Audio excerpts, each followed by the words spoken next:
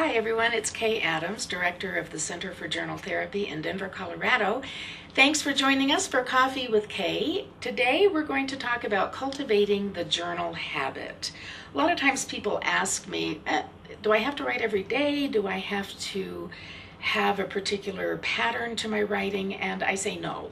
But if you do want to develop a consistent habit with the journal, I would recommend a couple of things.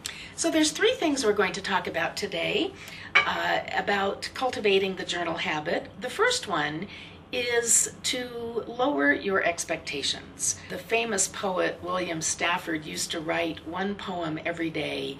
And when people would say to him, "Oh my gosh, how do you do it? How can I write a poem every day?" he would just gently smile at them and say, well, for one thing, I'd suggest you lower your expectations.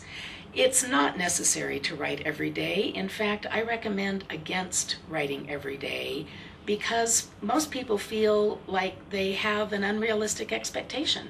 It's not a failure if you skip a day. I think it's more useful to write several times a week. So one of the things that you might do is just start out giving yourself permission to not have any particular expectations of yourself. The second thing that I would recommend is that you find a rhythm that works for you and that you stay with it for about 6 weeks.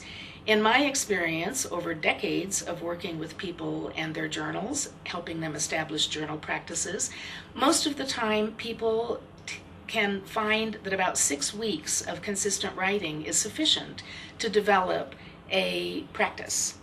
And it doesn't have to be more than 3 times a week. If all you can manage is 5 minutes at a time, try that. Start there. Don't be afraid to add or subtract time to meet your particular lifestyle. The third thing I would recommend is that you find out your own preferences. What time of day works better for you? Are you a morning writer or an evening writer? Do you prefer to have coffee with your journal writes? My early journal writing, part of my ritual is a pot of coffee. And I go through most of it in my morning writing. You might also find that you do better if you have a little snack or some music in the background, or if you stretch first. There's all kinds of ways that you can experiment, find your own preferences, and if you cultivate these 3 practices, lowering your expectations, striving to write 3 times a week for any number of minutes, and lastly, finding out your own preferences, you'll likely have a journal practice before you even know it. Thanks for being with us at Coffee with Kay. And don't forget to like, share, and subscribe. Join us at the Journalverse for additional conversation.